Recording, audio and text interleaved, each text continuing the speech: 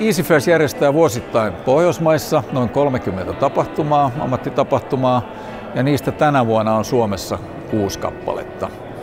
Ja käytännössä näissä on noin 100 näyttelijäasettajaa per tapahtuma ja ehkä 4 000–5 000 kävijää. Tapahtumat on 2-päiväisiä, se on yksi meidän konseptin perusfunktioita.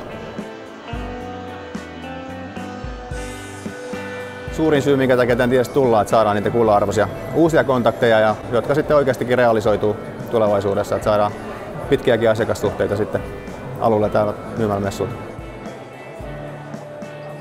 Täällä meillä on ollutkin esillä tänään kaikkia uutuustuotteita, eli meidän uusi eväsbrändi on mitä ollaan esitelty ja esitellään tässä 2 päivää. Ja ehdottomasti tämmöisillä messuilla niitä pitää tuoda esille. Uusia tuotteita, uusia brändejä.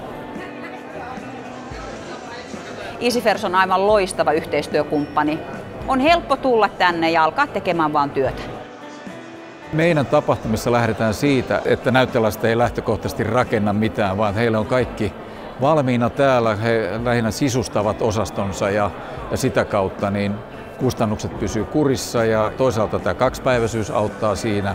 Tämä on tietysti helppoakin, että kun kaikki on enemmän tai vähemmän valmiina, kun tullaan paikalla.